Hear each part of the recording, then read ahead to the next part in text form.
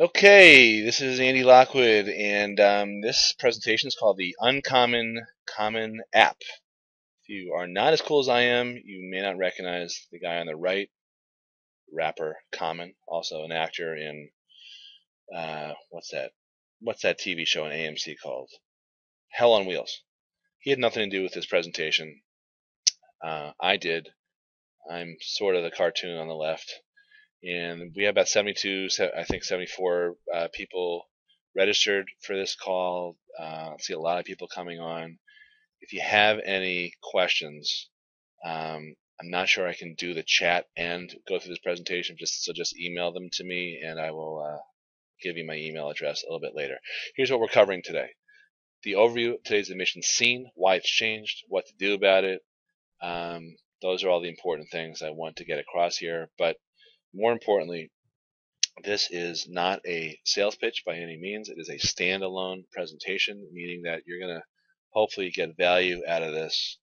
Hopefully you'll agree with me. You're getting value out of this all in and of itself, all by itself. I will be giving out a resource at the end for those of you who do want some more help, but you don't have to do that. And in fact, I don't expect most people to take me up on that for one reason or another. So just relax.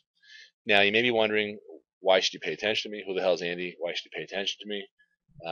This is not a photo of Beauty and the Beast. This is me and Pearl. She's my wife. We're in the college consulting business together. We're late stage college finance and admissions planners. I do a lot of public speaking. I wrote a best-selling book called How to Pay Wholesale for College, which you can get on Amazon. I'm in the media a lot. We host a show called College Success for Less. I used to be an attorney. Well, I'm a recovering attorney, I guess, and I was in-house counsel to a publicly traded broker-dealer. But I think the most important thing, most credential-wise, is that I had about $100,000 in student loans between Wesleyan and law school, where I met Pearl. Pearl went to Cornell. She didn't have anywhere near my debt issues. She inherited those when we got married. She thanks me every day. But yeah, I think that's the most important stuff to understand.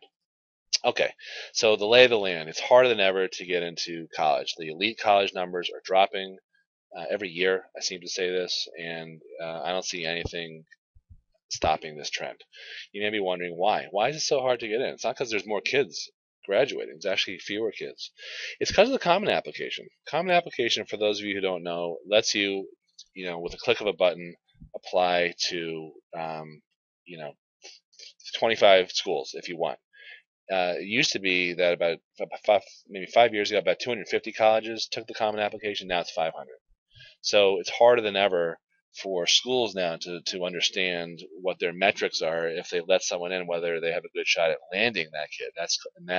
That ratio of admitted students to matriculated students is called the yield, and that is crucial. They all look at that ratio because the rankings publications like U.S. News, they factor that very heavily. So the better the yield, the higher the yield, the more competitive the school.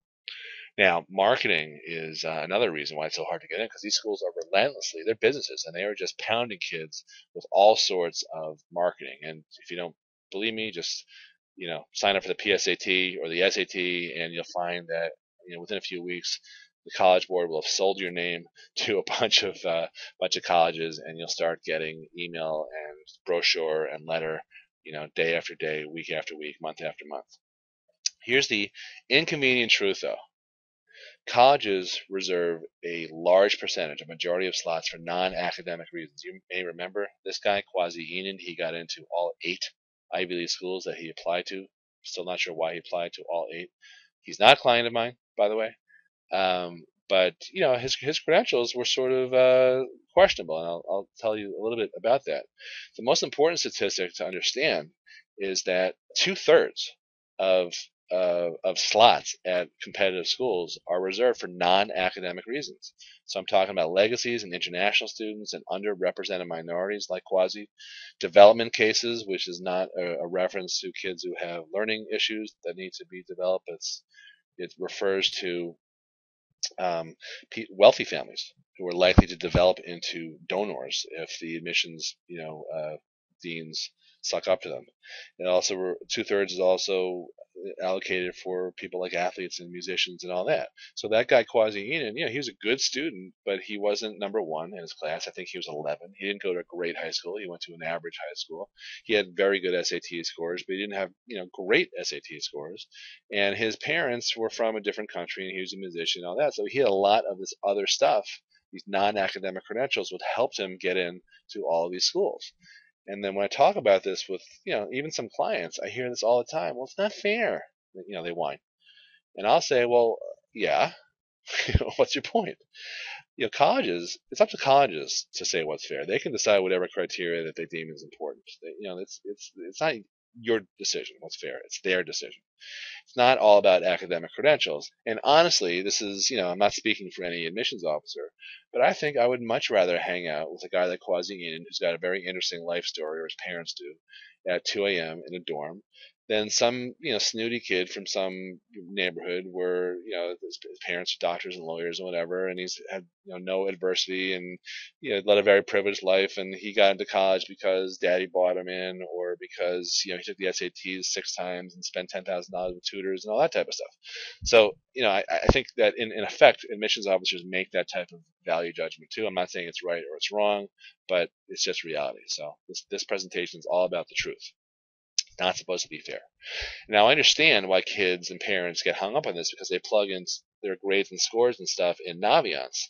For those of you who don't know what Naviance is, most, but not all, most schools use this college planning software that lets you compare grades and scores at different colleges up against other kids from your high school who got in.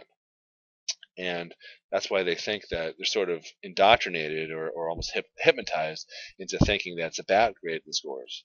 But it's not. The admissions decision is based on many other factors. You're competing with applicants from all over the world, not just kids from your own high school. There's no quota in high schools. Sometimes people think, oh, such and such had a good year, this year from high school. It's not true. What do you do if you're not one of these special categories? Well, here's the deal. You don't want to be perceived as, a commodity, as a tube of toothpaste. You just because you have this great grades and scores, you should understand you're a dime a dozen. You have the same grades and scores as 5,000 other kids. Now, what do you do? I talk about toothpaste a lot because it's all kind of the same crap. If you walked in to buy toothpaste at a drugstore, it'd all be about the same price. You'd have 50 or 60 choices. They all promise to whiten teeth and to prevent cavities and all that. But for some reason you choose one, and that's an imperfect but pretty good analogy for the college admissions process. So you realize, you have to understand, of getting in, if a school admits 15%, but you're not one of those special categories, if you are a plain old white guy or plain old white girl, and I say that tongue in cheek because I believe everybody should have a white friend. I have several white friends, several of the Caucasian persuasion. Just, God, I can't help myself. Sorry. So if it's 15% published, then the real rate might be 7% if you're not one of the special categories. Just understand that you don't want to be a tube of toothpaste. You don't want to be a commodity. So the secret to getting in is learning how to do this, how to market yourself. They're doing it to you. Why shouldn't you learn how to do it? See all this crap you get in the mail? That guy, he's the guy who sends it. His name is Vinny College Apps. What you should understand is that colleges are doing a lot of stuff to lure kids to apply. They are bribing them. Some schools are notorious for doing that. Tulane loves kids from the Northeast.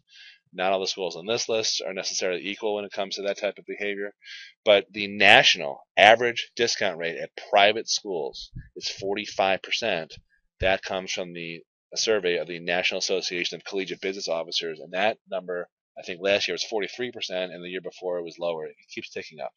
Colleges are doing more and more to compete with each other. They're fighting over a diminishing pool of applicants, and this trend is going to continue. That's my prediction right here.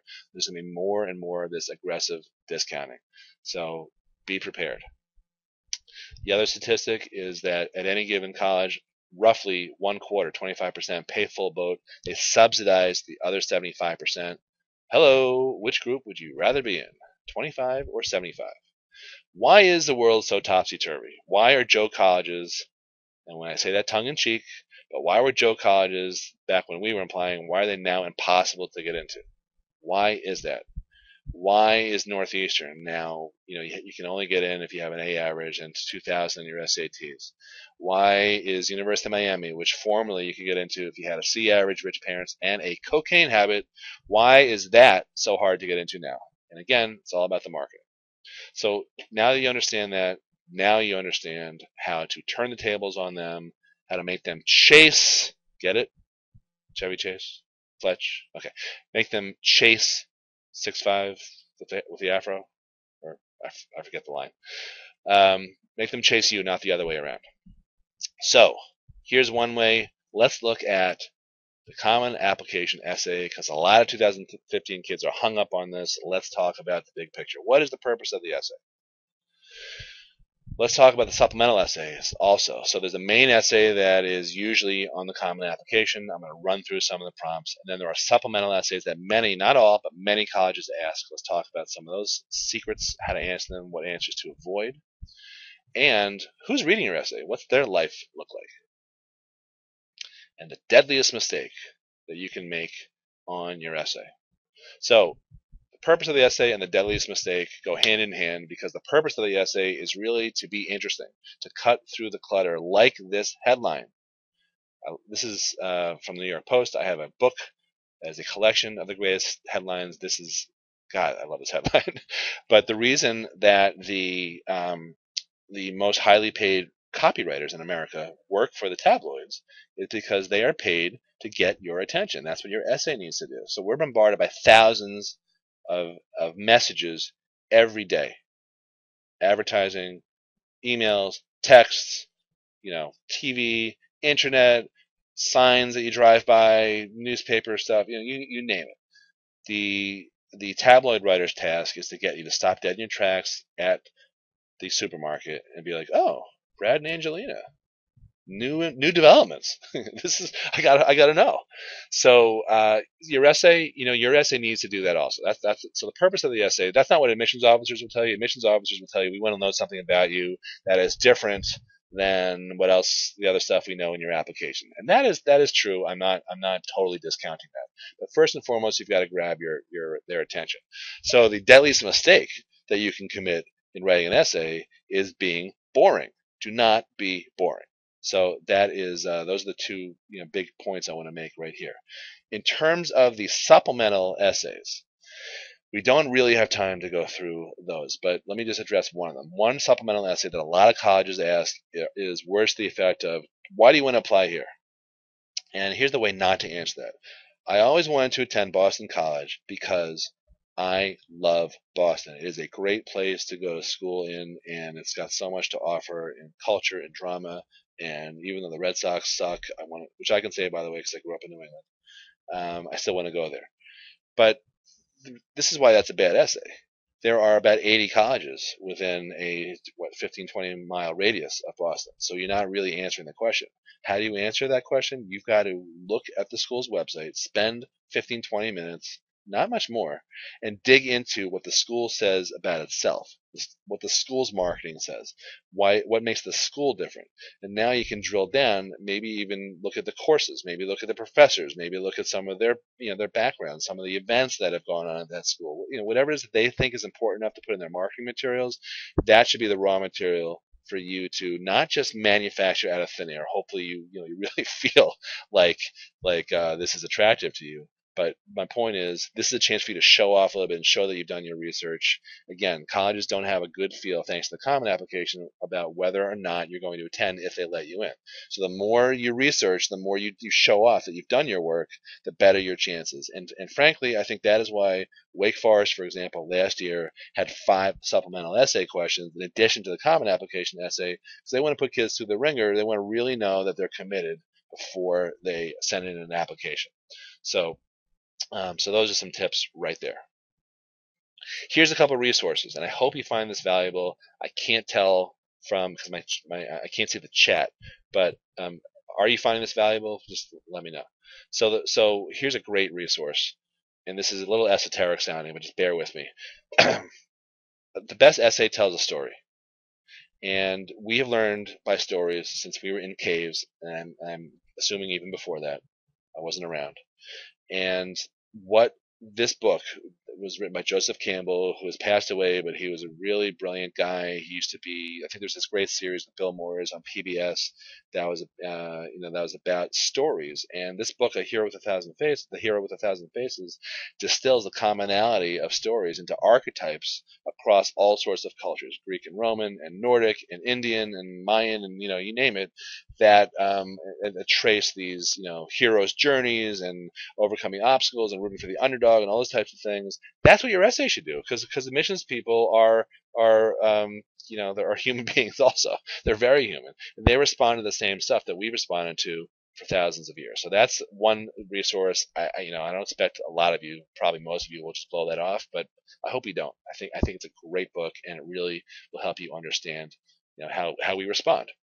Now, something a little bit more practical is a book by Harry Bald, who is bald, and he's a former admissions officer at a couple of different Ivies, and he taught English, I want to say, at one of the I think one of the really competitive private schools in Manhattan, like Fieldston or something. And his book is called On the College Application Essay. I'm not sure if it's in print, but you can definitely still get it on Amazon. And I love this book. So, two resources for you. I hope you find this helpful. Let's zip through some of the common application essay prompts for this year. If you're watching this before August 1st, they haven't officially come out yet. But if you are watching this after, we expect these to be the same. So double check, because I'm superstitious, but I'm 99.9% sure these are the essay prompts. First one: some students have a background or story that is so central. That is so central to their identity that they believe their application would be incomplete without it. If this sounds like you, then please share your story. That's one of my favorite ones out of these. I don't like all of these. That's one of my favorite ones. I'll make a few comments, but I want to zip through these and focus on one of them. Next one: recount an incident or time when you experienced failure. How did it affect you, and what lessons did you learn? That's really important, both parts. Not just your failure, how did it affect you, and what lessons did you learn? Write about something significant, but it doesn't have to be earth-shattering. So I had one guy tell me that he showed me an essay where, actually, I'm sorry, it was a colleague of mine who was telling me a story about an essay that a kid wrote where he talked about his failure, or she talked about a failure, which is that she couldn't get her dog to listen to her. And then she trained him, and then he listened to her. That's not really a good example of a failure. But missing a last shot is a failure. Letting someone down is a failure. So be careful about what you talk about. Next prompt: reflect on a time when you challenged a belief or idea. What prompted you to act? Would you make the same decision again? Love this one. I think this is a good one, because you can not only talk about some sort of prevailing public opinion or peer group thing, you can also even talk about your own beliefs or ideas, challenging your own beliefs or ideas. Like, I'm not good enough to do X, or I'm not smart enough to compete in Y, or I'm not, something like that. So I like that one a lot. This next one: describe a place or environment where you're perfectly content. What do you do or experience there, and why is it meaningful to you? I hate that one when kids say, I love my room, I love my kitchen table, I love my beach house, I love summer camp, I love my teen tour. Those are not going to win you any points. I'm sorry. But one way that I have seen, I remember last year I had a couple kids who wrote about not a physical place or environment where they were perfectly content, but it's more of a mental environment. That I thought was a cool way to sort of twist it. So that's an idea on that one. This last one: describe an accomplishment or event, formal or informal, that marked your transition from adulthood to I'm sorry, maybe that would be good for me, but I meant from childhood to adulthood within your culture, community, or family. I like that one a lot too, as long as you're not talking about your sweet 16 or your bar mitzvah, because everyone is going to talk about that. So there might be, other ways to tackle that, and that's the one I wanted to just briefly discuss here, because I think this is helpful in terms of not giving you an answer, but showing you how to think a little bit. A couple years ago, I had a kid who wrote an essay about his bar mitzvah, but he mentioned his bar mitzvah. But this is before this essay prompt came out, but he could have addressed this prompt with his essay. And the essay was about this guy who was one of 3 or 4 kids who were Jewish at a Catholic high school. So his essay, which is a great story, but my point is he wouldn't have been able to tell that story had he not grabbed attention. So here's what he said. So there I was, 3 years after my bar mitzvah, about to receive communion, and ... How do you not want to read the rest of that, right? It's such a great essay. such a great beginning. Remember, the purpose of the essay is like that tablet to grab your attention. That first sentence, the purpose of that first sentence is to get you to want to read the second sentence. And the purpose of the second sentence is to get you to want to read the third sentence, and so on and so on. So that was a great essay. He told a great story. And that was sort of a transition thing because he told a nice little, like a series of anecdotes. Here's something else you can do. Turn it on its head. Do a 180. A couple kids last year when they had this prompt said, you know what? There isn't a particular formal or informal event that marked my transition because I've always been thought of as mature or adult-like. Other parents have always commented to my mom like, "Wow, Mary seems like such an old soul," that type of thing. I thought that was kind of neat. It was definitely different, definitely not to be overly cliche, but definitely out of the box. So I like looking at questions that way. Well, what if you get stuck? What if you have no idea where to start? Actually, you're not stuck yet, I guess, if you haven't started. So let me give you a few tips that I personally use, and I think you could benefit from also. The first tip is you got to get away from everything. Get out of your room. Get away from the phone, Snapchat, Instagram, Facebook, assuming kids still use that, whatever, Twitter, and shut it all down. Go to a library. Go someplace where you're not going to run into your buddies. Bring a notepad. Don't thumb type. Bring a pen, paper. Go old school and just get away from everything. And then the next thing you do, you time yourself. Look at the clock. 45 minutes of hell. Just write stuff. Have the essay prompts in front of you and just write. Write. 45 minutes. Make your hand ache. Don't stop. Then you stop. Take a little break. Walk around the library or wherever you are. Get a drink of water. Stretch out your hamstrings. Whatever it is. And then do it again. One time, maybe two times. And by the time you're done, you'll have a lot of stuff there. A lot of crap. But there will be some good things in there, even if you're staring at the page for most of that time. So cull the best 5 or 6 stories and make sure they address that prompt and figure out how to weave together some of those, not all of them, some of those into a framework for an essay prompt. Now, do you have to write it right then and there? I'm going to tell you no, and I'll tell you that in a second. But don't throw anything out because some of the ones you don't like might be raw material for supplemental essays for some of the other schools that you might be applying to. So please don't throw anything out. Tip number 6. Don't. It's easier if you just outline and dictate and record and then transcribe your words and then edit them. That's the fastest way to write an essay. It's also going to sound better. The best essays sound conversational. They are not written like treatises or clinical papers. I love this. I know most kids are not going to do this, but please consider doing this. Please do this. And then, after you have something written, let it sit for a day or two. So don't leave it till the last minute. That's implied here. Start early. Start in August if you haven't started already. A lot of the kids I'm working with have started their essays right after they got out of high school as juniors. So let it sit because you will come up with stuff when you're not thinking about it, when you're, working out or when you're taking a shower or something like that. Your subconscious mind will still do some work. So let it sit and then touch it up. And here's a bonus tip.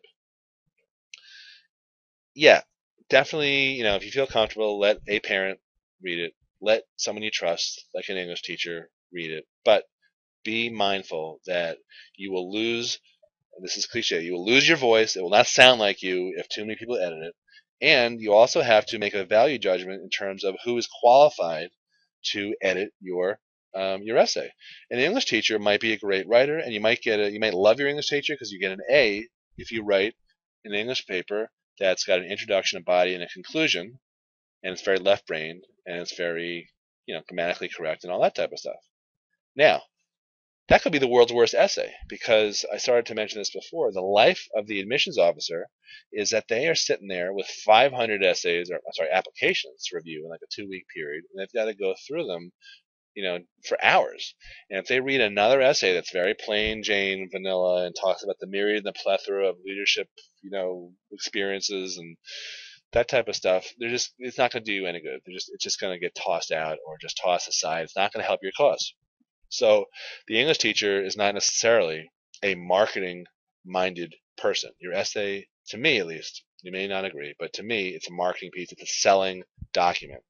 So be careful about how many people read your essay and who they are. So let's talk about strategy and tactics. A lot of kids get bogged down in tactics without any type of strategy. So they apply to a bunch of schools, the rear window sticker schools. That's what RWS means. The same 30 schools that every kid applies to, or the usual suspect schools, whatever you want to call them. They take the SAT 5 or 6 times. They, take the subject test, all that type of stuff. But that's just tactical stuff. A strategy is different. A strategy is an overarching set of principles that govern how you behave, your tactics. So one of those is, look, apply to schools that compete with one another. That's a strategic thing because you will maybe get offers that you can play off against each school. So let's talk a little bit more about how to do that, how to create a balance list, and how to find hidden gem colleges. One book that I love, and I really hope you guys pick this up and you find this helpful.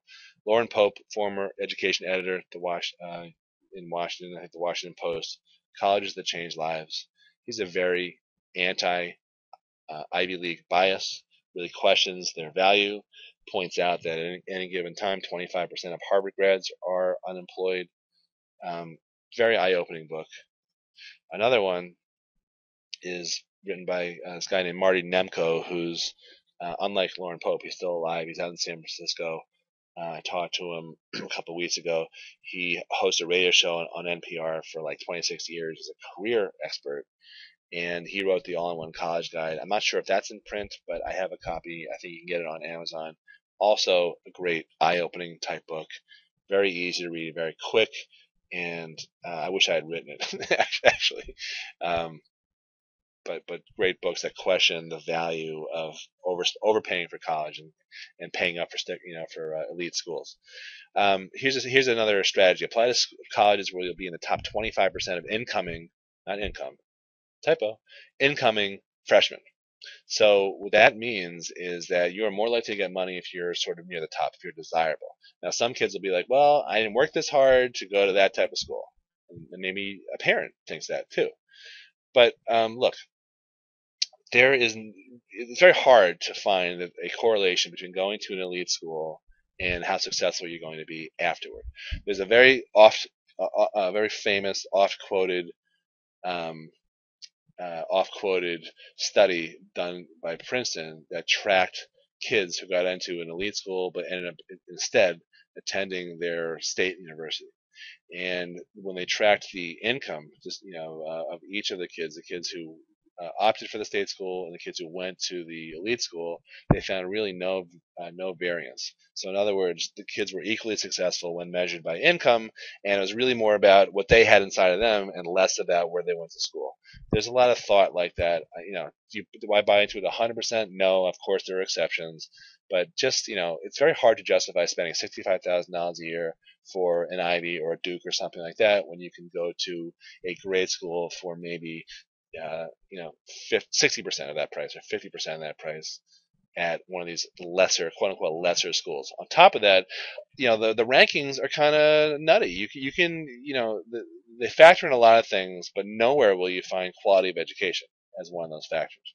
On top of that, schools lie and get caught about stuff that affects rankings, like the incoming freshman GPA or the incoming freshman's SAT scores. All sorts of schools that you've heard about, like Emory and Tulane and GW and all these, plenty of schools have been caught lying about that. So that affects rankings too, lying. So just look at that stuff with a little bit of a skewed or jaundiced eye. Here's another strategy. Apply out of your geographic area because schools in the Northeast don't have a problem attracting Northeast kids, but they love kids from California and other countries. Likewise, schools in the Midwest are overlooked by kids on both coasts. So why not apply to one or two schools in an area that has a hard time getting kids from your neighborhood? You're more likely to get in, more likely to get money, and who knows, maybe you can use that against the schools that you want to go to in your neck of the woods. And I guess I just mentioned this, apply to schools that compete with each other. Each year I see some crazy examples of schools that we play them off against each other. I had a kid a few weeks ago got to Harvard and Yale. Harvard gave $36,000. Yale looked at the same financial aid forms, decided to give zero. Ridiculous. And then, long story short, after we negotiated, the mom sent letters not only to financial aid, but to a couple other places that I recommended at Yale. Yale said, "Oh yeah, we made a mistake. We didn't mean zero. We meant $40,000 a year." So that's nuts. I'm just saying that because you'll remember that, but it's actually unusual because Harvard and Yale don't have such a hard time getting people applying. Harvard made $2 million in application fees last year, but it's easy to play this game against schools that are struggling to get applications, that are fighting for each other. Those are schools that are a tier or tier and a half below the elite Ivy League schools. Another type of thing I want you to consider, another strategy, is consider the next 40 years, not only the next 4 years. Do you want like a crappy, sucky job, like in a cubicle with what was that guy's name? I can't remember his name. With the TPS reports, or do you want a job at the coolest company ever? You got to figure out, what do you want? And look, most kids. Oops, I'm gonna go back. Most kids, I think 70% of kids change majors. So I never really buy it when someone says, "Yeah, I've always wanted to be a neuro-linguistic pathologist, blah blah blah, nanotechnology guy since I was 6 years old," because A, they couldn't spell it, and B, I know chances are they're going to switch. But do some exploration, some thinking about this before you apply. Not just thinking, but also maybe do an internship or a shadow or something. If you're a senior, it might be too late for that, but maybe it's not. Maybe you can still pull something together over the summer. If you're a junior, plenty of time. Sophomore, even better. It'll help you figure out what people do all day and something that you're interested in, and it helps you get in because it's unusual. Most kids don't do that. That's one thing. Another tip is Naviance has a career assessment exercise. If you have Naviance, check out the exercise called "Do What You Are." A lot of kids have done it, but they've forgotten about it. But it helps you look at careers based on your emotional intelligence. In other words, if you are a gregarious, outgoing guy, you shouldn't be stuck in a cubicle with Mister. God, I can't remember his name. Ned something. That's really bothering me. I gotta tell you. But you don't want to be stuck in the movie Office Space. If you're an outgoing guy, plenty of people are comfortable in cubicles, like Dilbert or something. But do some thinking about this. Get to know yourself a little bit because that's really important. I know most kids don't spend every waking moment on the next 40 years, but try to. So how do you prepare for life after college? Okay. In other words, what are employees of the future looking for? It may not be what you think. What majors are they looking for? What types of experiences are they looking for? Here's the biggest answer. 93% of employers want critical thinking skills. They want kids to know how to deal with ambiguity. It's not a math problem. It's not a standardized test. It's not a fill in the bubble type of thing when you're out in the real world. In life, there's no right or wrong answer. Many times there could be 5 apparently right answers. You've got to pick one. That's what ambiguity is.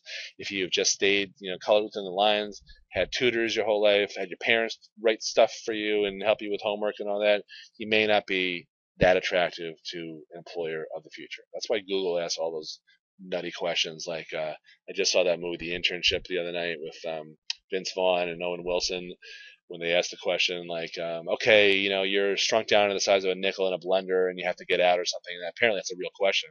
My niece worked at Google. But those are the types of questions they ask. By the way, Google also does not care about your GPA. They don't ask about GPA. Why? Because there's so much grade inflation. It's rampant in colleges. So anyway, second answer is employers want practical, hit the ground running skills. Training is not what it used to be. You used to be able to join like an IBM and go train for a couple of months, and then they would let you loose.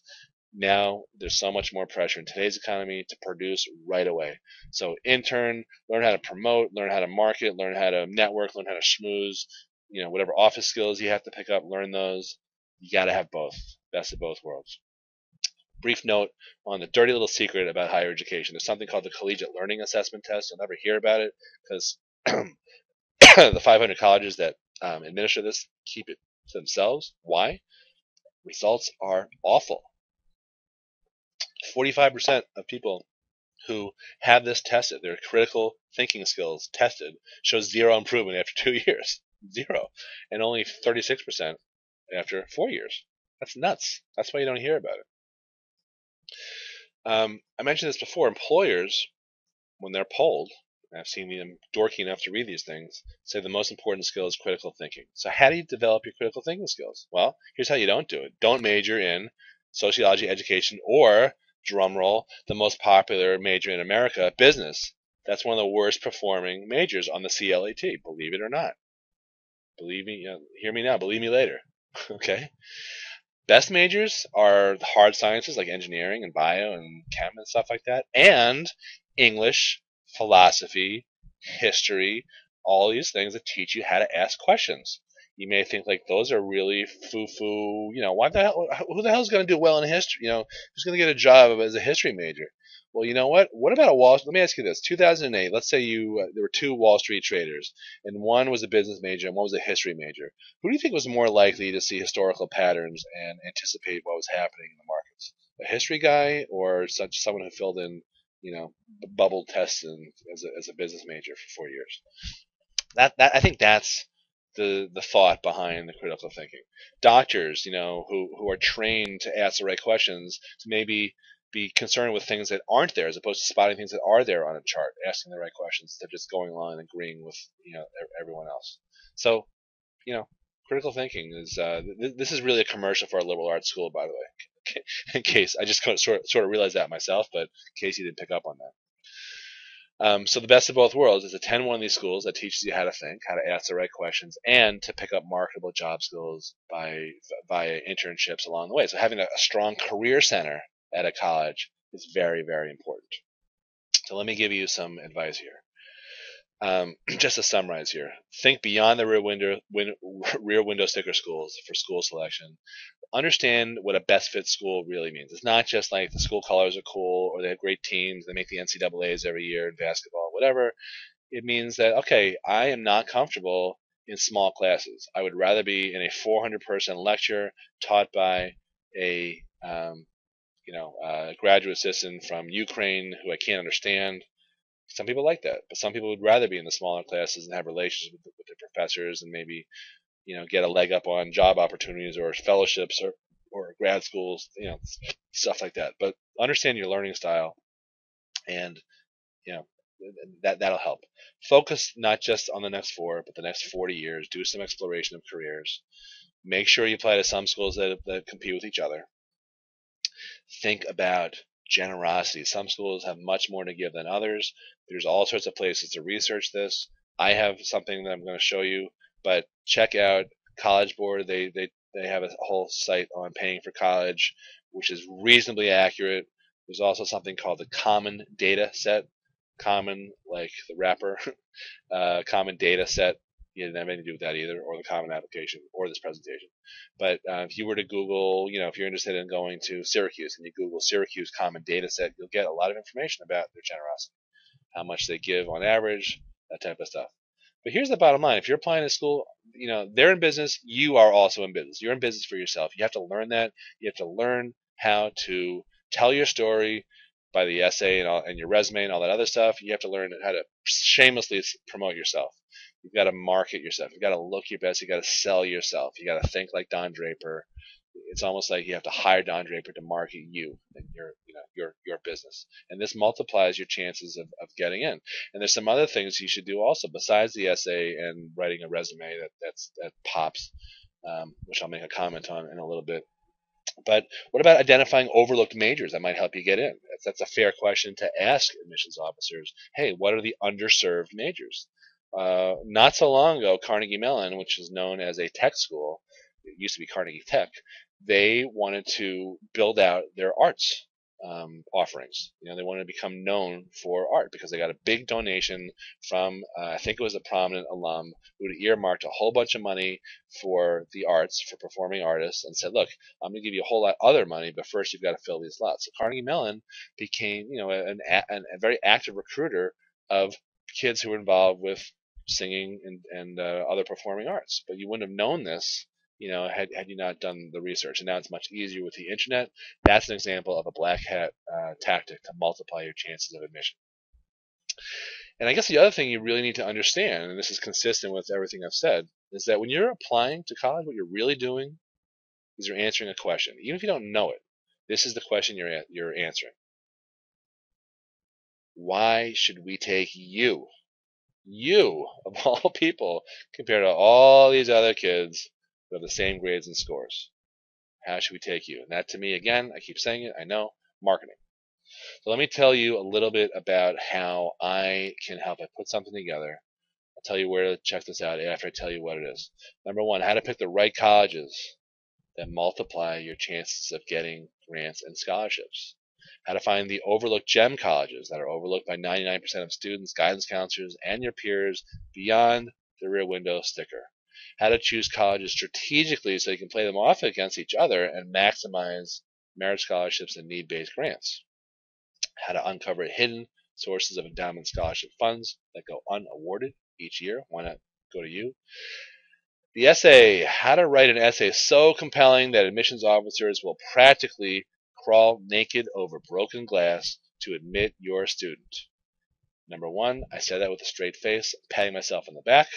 Number two, I very very shrewdly put the word practically in there because I didn't want to be too hyperbolic. They'll practically crawl naked over broken glass. But look, your essay's gotta stand out. This is an example of something that stands out, whether you like it or not, whether you think it's too long or not. It gets your attention. Which extracurricular activity shout "I'm the one"? And which extracurricular activities make admissions officers groan? God, no, not another one. It matters. Secrets of creating a resume that pops, not bores. That goes hand in hand with the last one. How to ace your college interview. What questions should you prepare for? How to answer them, and answers that you should avoid at all costs. I get questions all the time about interviews. How should I prepare? I'm really nervous, this and that. You won't be nervous after you get this training. College visit tips, where you must go on campus even though no official tour will ever take you there. Ever, ever, ever, ever. There are plenty of places, like, here's one, the Career Center, where most colleges will never take you. So you got to know how to be critical and analyze exactly what a college is going to do for you beyond just all the nice plants and trees and lazy rivers and rock climbing and residences with Corian countertop and flat panel TV. And don't get me started. How to manage your time. This is a big, big problem. How to manage your time. How to work quickly and efficiently. Get her done so you can relax and get all your applications in so you can relax and make fun of your less fortunate, stressed out friends. Number one, it's great to get everything done by September, October. Number two, it's really fun to make fun of others and feel better about yourself. At least that's how I roll. Okay, so let me tell you about the modules. I'm going to develop to distill all this information into a series of webinars and disseminate them every week, maybe even more than once a week, and I will certainly record them if you miss a live class or you attend a live class but you want to review it. You will get all sorts of opportunities to ask questions and get answers. You will have unlimited email access as long as you're in good standing for all coaching members who are involved in case you have burning questions that are not covered by the other content. You'll have access to our proprietary college selection software that makes Naviance look like a Stone Age tool. And if you want to demo that, I'll show you where you can do that in a minute. So normally for people to hire me right now, $6,000 for rising seniors, and I'm getting really burnt out and tired of it. I can still take on a few more. Pearl lets me take on more than I want to take on. I'm sure we'll compromise and do whatever she says. But yeah, I mean, if you wanted me one-on-one, then it's a much bigger number. If you want me just for an hour, it's $450. When I added up the 8 hours of advice, it's really more. That this course that I created covered, it's a value of $3,600, but you're not going to pay anywhere near that or even half of that. And I know I'm teasing you before I get to the punchline here. There are bonuses if you take fast action. And by the way, this is for not only rising seniors, but it's also for juniors, but preference is going to be for the seniors. So the first meeting class of 2015, the first one is how to find other scholarships, where the scholarships really are, beyond just what the schools have. A lot of kids look at websites and stuff, but that's not your best bet. So that's the first bonus module. This alone could be worth, I don't know, $1,000, $2,000, $5,000. I think I'm saying 37 because it's arbitrary, but yeah, I think that's worth it alone. Same thing with this. The loopholes and landmines presentation, how to maximize your eligibility for need-based financial aid. One nugget from here could save you, I don't know, $10,000 a year. It's happened before. It's hard for me to put a price on it. This is maybe the biggest time saver for you is the 20-minute fast start coaching call with me personally. Again, this is for the first 12 people to enroll. That is a value of $148.50 because I think when I did the arithmetic, it was my hourly rate divided by 3. One review or edit of your college review and or edit of your college essay draft. I can't help myself. I will be editing it if you help me. I'll even look, even though it's not on here, I'll even help you brainstorm it. So let me throw in an extra bonus again for the first 12. It's better if I brainstorm it before you put some words down to help you avoid going down the wrong path. And I've got some other surprises, that I am cooking up. So, total value of these bonuses, the real value. I mean, I'm laughing, but the real value could be thousands, but arbitrarily it's $682.50. 50 cents. This program is $597 and $97 a month for the continued access to the software after the first month, plus monthly coaching calls where I give additional instruction and tips. I give you updates, give you unlimited email support as long as you are in that monthly program. Now, for anyone who enrolls now, you will get it for $497 if you use the coupon code UNCOMMON in the shopping cart on the website that I'm about to give you to enroll. And on this website that I'm going to give you, it also has a demo of the software if you're interested. But before you rush over there, before you enroll, understand this is not for everyone. I don't want whiners. I don't want entitled kids. I don't want uncoachable kids. I don't want closed-minded people without a sense of humor. I want people who are going to suck the life out of me. Look, I got 4 kids. I'm busy. I have a whole lot of people I'm consulting with privately. I don't want people, who are going to, I want to avoid their phone calls.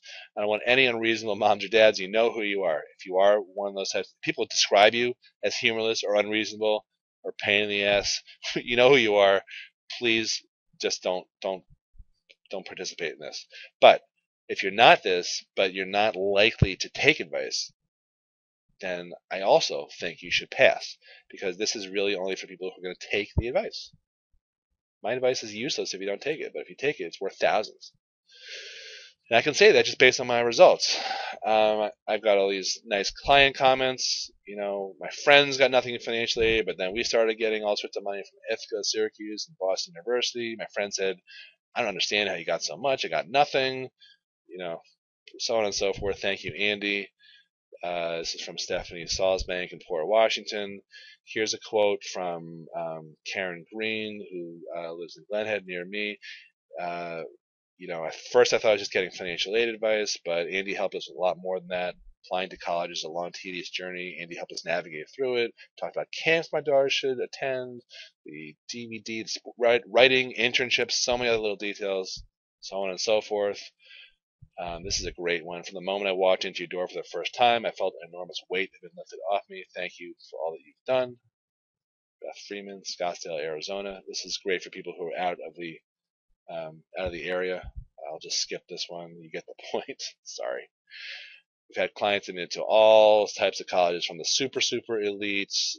This is just last year, to schools that are easier to get into. So this is a program that's right for everyone. It's not only the kids going to MIT or whatever. It's also kids going to a state school or a less competitive school. You get the point there. So here's a website. Go to uncommonappformula.com. That's it. And on there, you'll see a little bit more about the program. You'll see the software if you're interested in that.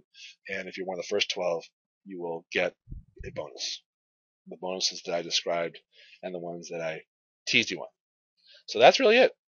I hope you enjoyed this presentation. I don't have time to get into the software. You can see that on the website, uncommonappformula.com. So I'm zipping through this. Thank you very, very much for attending this. And if I couldn't get to your questions on this, I'm so bad at the technical stuff. I apologize. Shoot me an email. You can call to. Best bet is emailing. But all your questions should be answered on the uncommonappformula.com website. And I wish you the best of luck. And again, this is not right for everyone. I recognize that most people on this presentation are going to not going to take me up on this. By the way, if you're already a client, I should have said this earlier. If you're already a client of mine, because I recognize that some clients will be watching this is free for you. I should have said that. So don't buy. Don't take up one of those 12 slots, because if you're a gold client, if you're a gold coaching client, then this is free for you. If you don't have access to the software, I have to sign you up. It costs me a little bit of money. We'll work that out, but it's negligible. So for non-clients, non-gold coaching clients, go to this website, check it out, and again, thanks. I wish you the best of luck. Talk to you later. Bye bye.